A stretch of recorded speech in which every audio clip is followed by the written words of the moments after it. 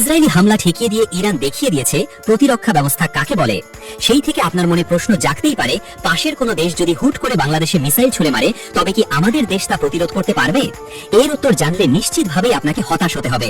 ফলে বলাই যায় বাংলাদেশের জন্য একরকম লাইফ সেভিং বার্তা দিয়ে গেল ইরান।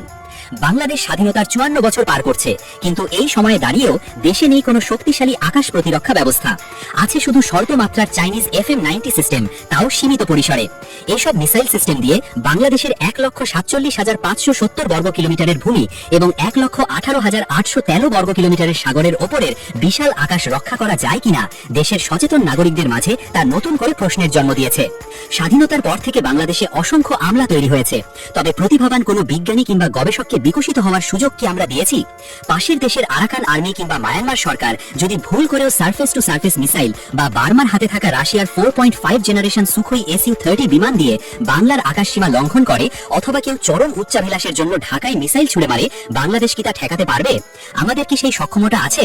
এমন প্রশ্নই ছুড়ে দিচ্ছেন নিরাপত্তা বিশ্লেষকরা। প্রতিবেশী দেশ ভারত কিংবা পাকিস্তান উভয়েরই রয়েছে পারমাণবিক হাতিয়ার এবং অত্যাধুনিক যুদ্ধ বিমান। উল্টো দিকে আমাদের বহরে সর্বোচ্চ ক্ষমতাধর যুদ্ধ বিমানটি হল MiG-29। অথচ বাংলাদেশি পাইলট সাইফুল আজম একসময় ইসরায়েলের আকাশ কাঁপিয়ে দিয়ে লিভিং ইগল খেতাব পেয়েছিলেন। আমাদের বাহিনী এখনো 303 রাইফেল দিয়ে শত্রুপক্ষের আধুনিক হাতিয়ারের সামনে বুক পেতে দিয়ে লড়াই করার সাহস রাখে।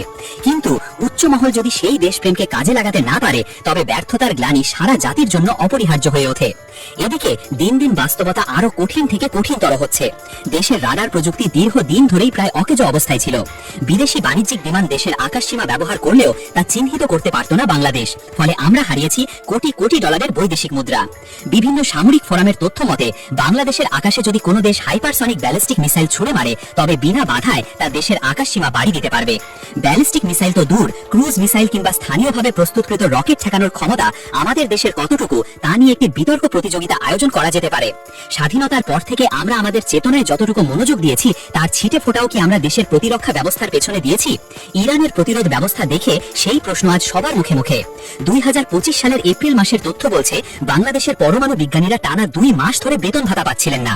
যে দেশের বিজ্ঞানীরা বেতন এবং ন্যূনতম সামাজিক মর্যাদার জন্য সংবাদ সম্মেলন করে জাতির দৃষ্টি আকর্ষণ করতে বাধ্য হন, সে দেশে আর যাই হোক মিসাইল বানানো তো দূরের কথা, একটা ড্রোনও বানানো সম্ভব কিনা সেই প্রশ্ন থেকে যায়। এদিকে আঞ্চলিক বাস্তবতা বলছে ভারত, পাকিস্তান এবং ইরান প্রতিটি দেশের নিজস্ব প্রতিরক্ষা এবং প্রতিরোধ ব্যবস্থা গড়ে উঠেছে। আন্তর্জাতিকভাবে নানা চাপের মধ্যে থেকেও ইরান তাদের হাতিয়ারের ভান্ডারকে যথেষ্ট সমৃদ্ধ করেছে, যার প্রমাণ ইরান ইসরায়েল যুদ্ধে দেখা যাচ্ছে। তবে আমাদের দেশে কোনো আন্তর্জাতিক চাপ না থাকলেও হাতিয়ারের ভান্ডার নিয়ে আমাদের যেন কোনো মাথা ব্যথাই নেই।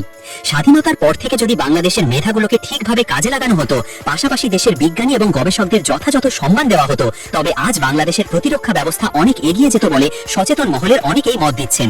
তবে সময় এখনো ফুরিয়ে যায়নি। বাংলাদেশ যদি এখনই প্রযুক্তি এবং প্রতিরক্ষায় বিনিয়োগ না করে, তবে রাজনৈতিক প্রতিযোগিতায় বাংলাদেশের প্রান্তিক এক পুতুল রাষ্ট্র হয়ে যাওয়ার ভাগ্য ঠেকানো কঠিন হয়ে পড়বে বলে মত বিশ্লেষকদের।